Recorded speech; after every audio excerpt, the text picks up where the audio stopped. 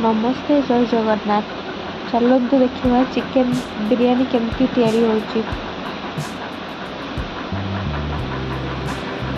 देखो चिकेन को भल भाव दही तेल से पकई देते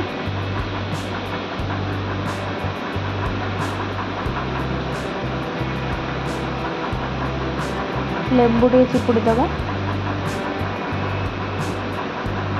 आज मो भाई कर चिकेन बिरयानी लेंबू गोटे चिपुड़ेला।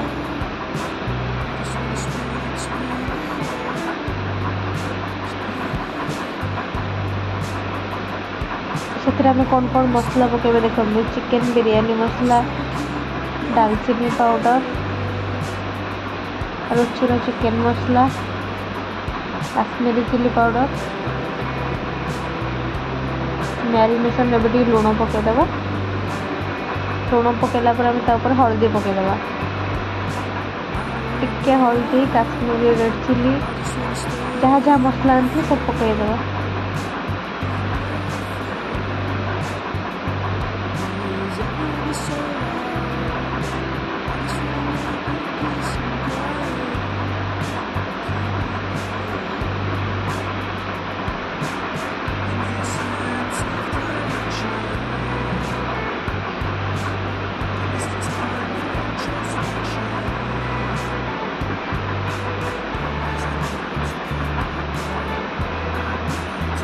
भल भाव मैरिनेट करदे टिके समय रखने धनिया पत्र टे पुदीना पत्र टे पकईदबा। तापर अदा रसुण पेस्ट रखीचे से भूली जाइए पकईवा अदा रसुण पेस्ट पकाला।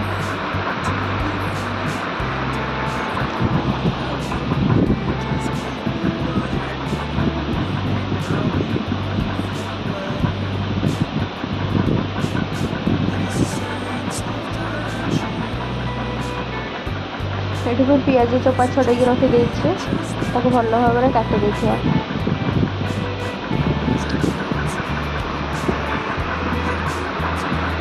चाउल को अध घंटा भिजे रखी देखा बिरयानी चाउल आने अध घंटा भिजे देना रखी देखा।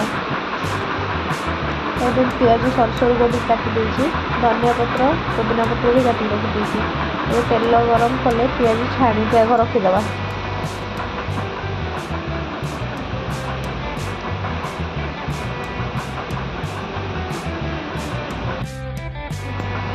पानी बसे तेजपत्र धनिया पत्र पुदीना पत्र गोटा गरम मसला कंचा लंका को पकईना भल भाव में पानी को फुटेदबा।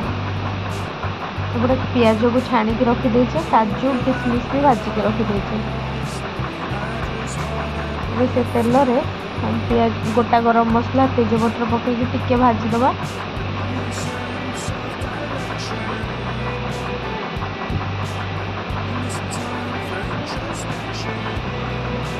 भाजिला कटा होता पियाज को से पकईदबा।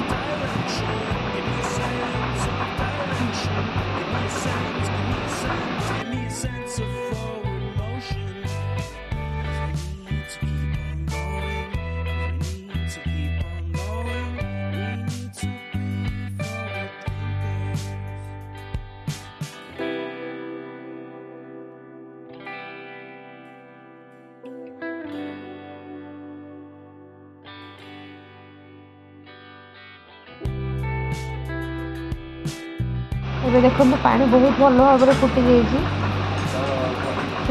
तेल पकई चाउल पकई चाउल को 70% जाए कुक करवा।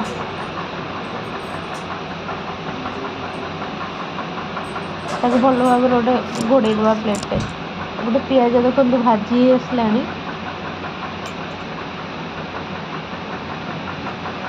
पियाज भल भाव में गोल्डन ब्राउन है जाए भाजवा।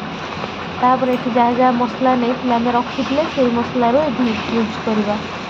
चिकेन भल पकई देना भल भाव में घाटा चिकेन के पानी बाहरी गलानी।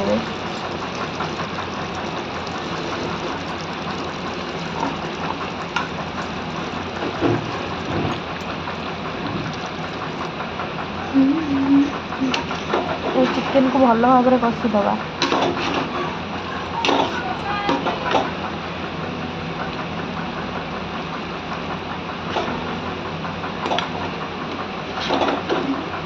ଚିକେନର ରଙ୍ଗ କେମିତି ଦେଖାଯାଉଛି ଏବେ ଦେଖନ୍ତୁ।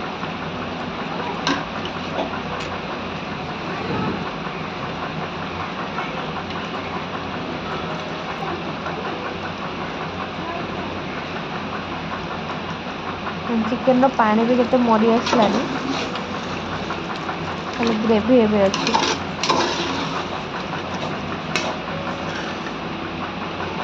ଏବେ ସେଥିରେ ଆମେ ଭାତ ଭଲ ଗାଳିକି ରଖିଦେଇଥିଲି, ଭାତ ଏବେ ତା ଉପରେ ଲେୟାରିଂ କରିବା।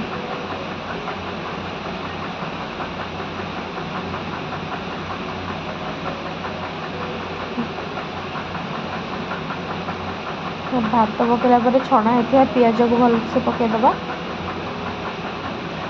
ତା ଉପରେ ଧନିଆ ପତ୍ର ପୋଦିନା ପତ୍ର ଭଲସେ ପକାଇଦେବା।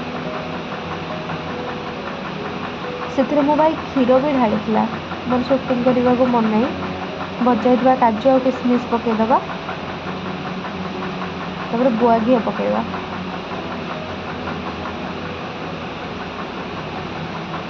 ଗୋଟେ ଗରମ ମସଲା ରଖିଥିଲି, ସେ ଗରମ ମସଲା ଭଲସେ ପକାଇଦେବା। ଡାଲଚିନି ପାଉଡ଼ର ତାପରେ ପକାଇଦେବା। ଗୋଟେ ଚିକେନର ଟିକେ ଟିକେ ଝୋଳ ରଖିଥିଲେ, ସେ ଝୋଳଟାକୁ ପକାଇଦେବା।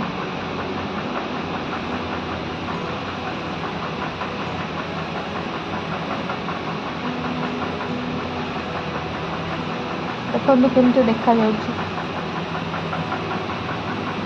ତା ଉପରେ ଆଉ ଟିକେ ଭାତ ପକାଇଦେବା।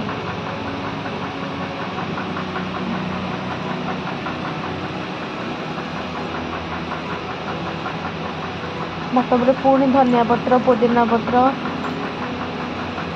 ପିଆଜ କାଜୁ କିସମିସ୍ ପକାଇଦେବା।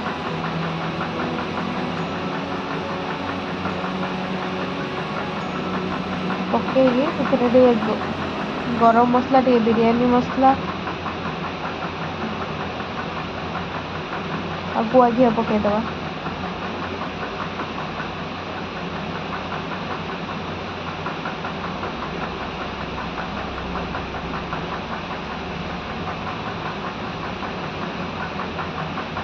ଆଉ 15 ମିନିଟ୍ ଦମ୍ ଦେଇଦେବା ଆମେ। ସିମ୍ ଗ୍ୟାସର ଫ୍ଲେମ୍କୁ ସିମ୍ କରିଦେବା। ସିମ୍ କଲା ପରେ 15 ମିନିଟ୍ ଦମ୍ ଦେଇଦେବା। ଦେଖନ୍ତୁ 15 ମିନିଟ୍ ଦମ୍ ଦେଲା ପରେ ବିରିୟାନୀର କେମିତି ଦେଖାଯାଉଛି ଏବେ। ବାସ୍ନା ତ ବହୁତ ବଢ଼ିଆ ହେଉଥିଲା। ଦେଖନ୍ତୁ କେମିତି ଦେଖାଯାଉଛି ବିରିୟାନୀ।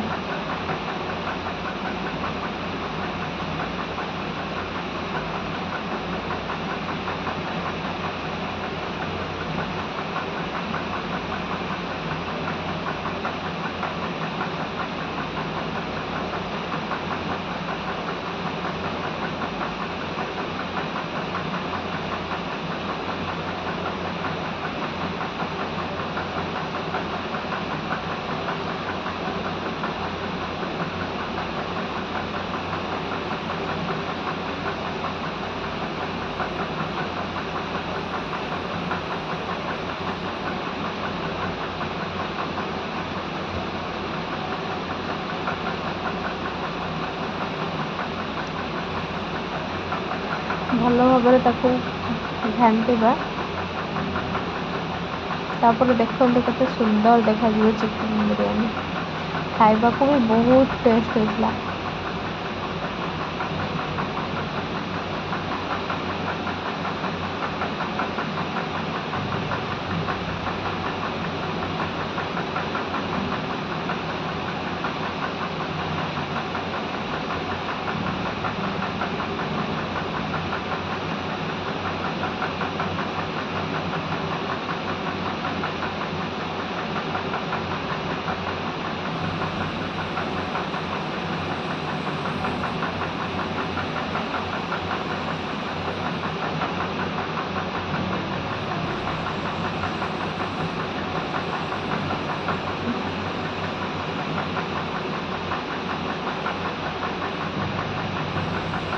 ଏବେ ପ୍ଲେଟ୍କୁ ଗୋଟେ କାଢ଼ିଦେବା।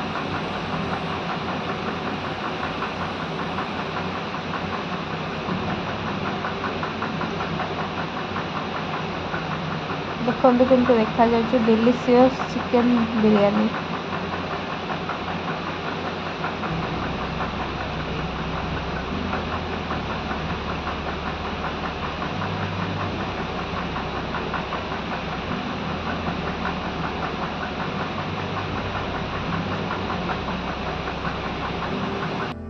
प्लीज़ सब्सक्राइब करने को जमारू भूलिबेनि। नमस्ते, जय जगन्नाथ।